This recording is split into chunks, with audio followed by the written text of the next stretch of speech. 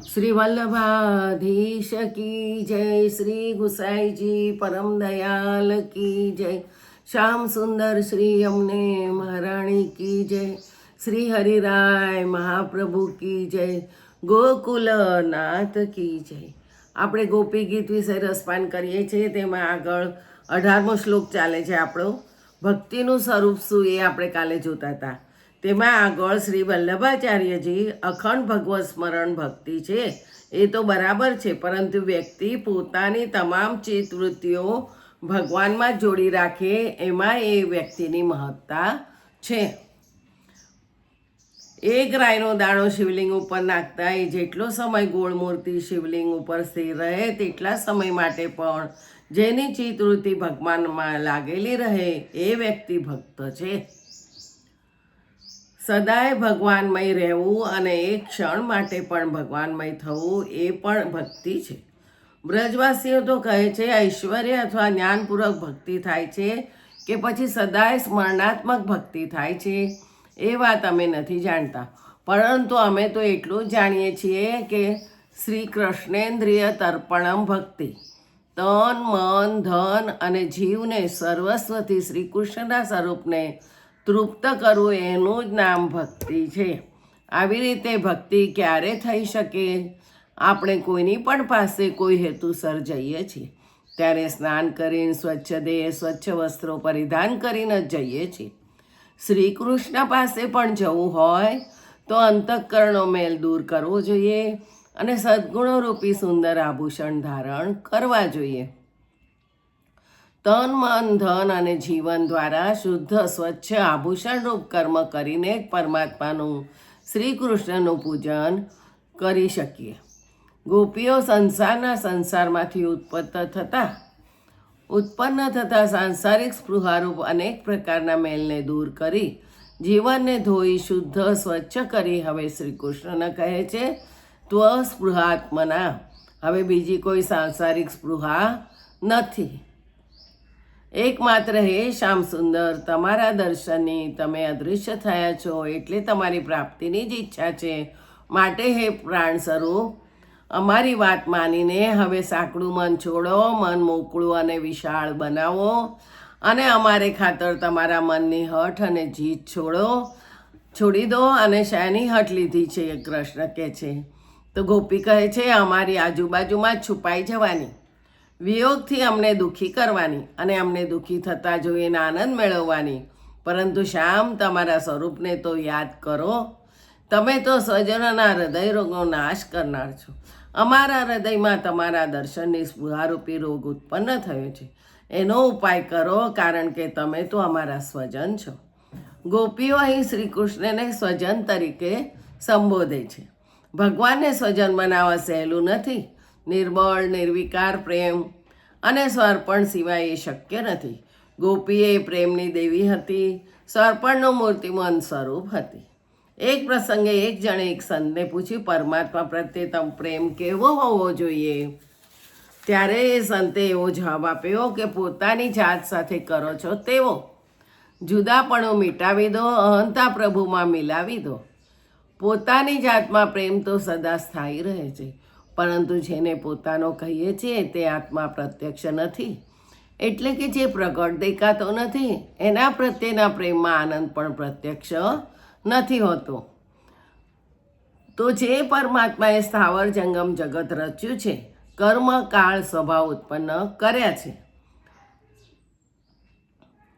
જેણે વિશ્વને સંપૂર્ણપણે વ્યવસ્થિત અને નિયમબદ્ધ બનાવી છે, એ પરમાત્માને પ્રસન્ન કરવા માટે જ માત્ર સર્વકર્મ કરો. એના દાસ બની એની સેવા કરો. એમાં ભક્તિ શ્રદ્ધા આસક્તિ જરૂર છે, પરંતુ પ્રેમ નથી. તો પરમાત્માને મિત્ર અર્થાત સખા માનો, કારણ કે એક જ અંતઃકરણમાં બંને સાથે જ રહે છે. તો પછી બાહ્ય જીવનમાં એ સાથી છે એમ જ માનવું. સખ્ય ભાવમાં આનંદ તો છે જ, પરંતુ મિત્રોના મન કદી જુદા પડતા જ નથી. એવું નથી, વિચાર ભિન્નતા આવે જ છે અને એને પરિણામે પરસ્પર વાતનો સ્વીકાર ન થાય ત્યારે ખેદ ઉત્પન્ન થાય છે. આ જ બતાવે છે કે સખ્ય ભાવમાં પ્રેમ જરૂર છે, પરંતુ પ્રેમની પૂર્ણતા નથી. તો વાત્સલ્ય ભાવમાં કેવો? તો વાત્સલ્ય ભાવ તો ખૂબ ઉચ્ચ છે, પરંતુ તેમાં મર્યાદા પાલનનો સંકોચ પણ છે. પરમાત્માને આજ્ઞાકારી બનાવવાથી હેતુ નથી સરતો, પરંતુ જ્યાં સુધી હૃદયમાં સંકોચ છે ત્યાં સુધી પ્રેમમાં પૂર્ણતા નથી હોતી, અને પૂર્ણતા વિના પૂર્ણ આનંદ પણ ના અનુભવાય. તો માધુર્ય ભાવ તો રસપૂર્ણ જ છે. પત્નીનું માધુર્ય પણ પૂર્ણ એ પ્રેમનું શ્રેષ્ઠતમ સ્વરૂપ છે, એને સ્વીકારો. કોનો પ્રેમ શ્રેષ્ઠ ગણાય?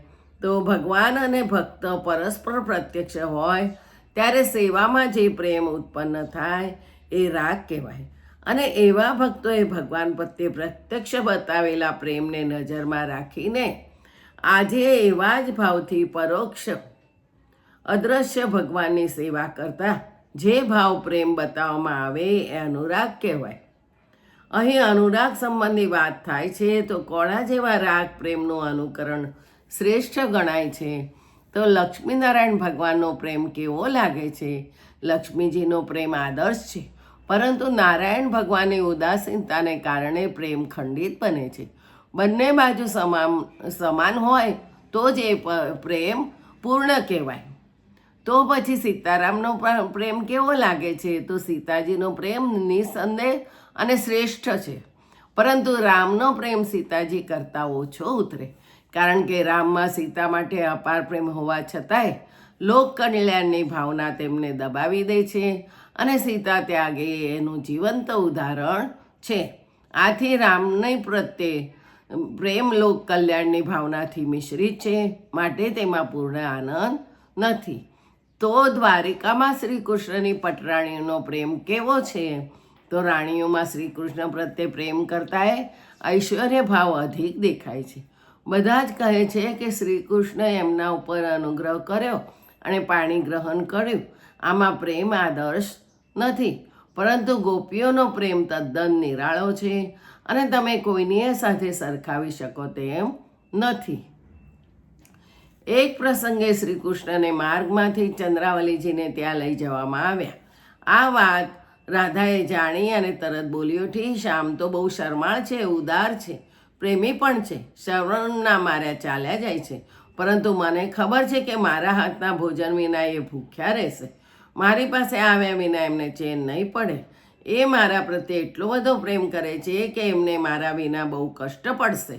એમના પ્રેમ સાગર પાસે મારો પ્રેમ એક બૂંદ જેટલો પણ નથી. એક બાજુ રાધા જ્યારે આ રીતે વિચારે છે, ત્યારે બીજી બાજુ શ્રી કૃષ્ણ વિચારે છે, મારા વિના રાધા અત્યંત દુઃખી થશે, અત્યંત વ્યાકુળ થશે.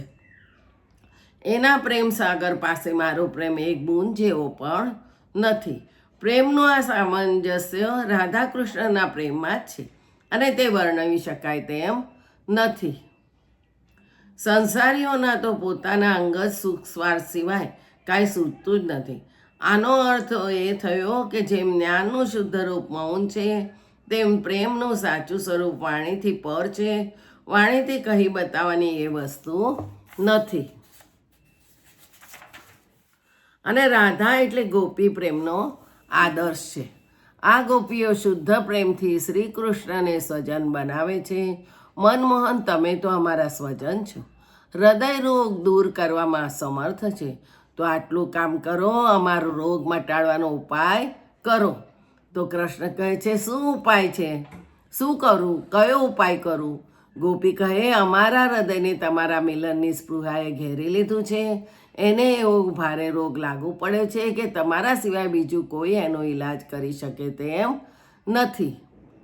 એ ઈલાજ આ રહ્યો, એના 4 ઔષધ છે. કર સરોરુહમ શિર સિધે હિનમ, એટલે અમારા મસ્તક ઉપર તમારા કર કમલ મૂકો. જલરુહાનન ચારુ દર્શય, સુંદર કમળ જેવા તમારા મુખચંદ્રના દર્શન કરાવો.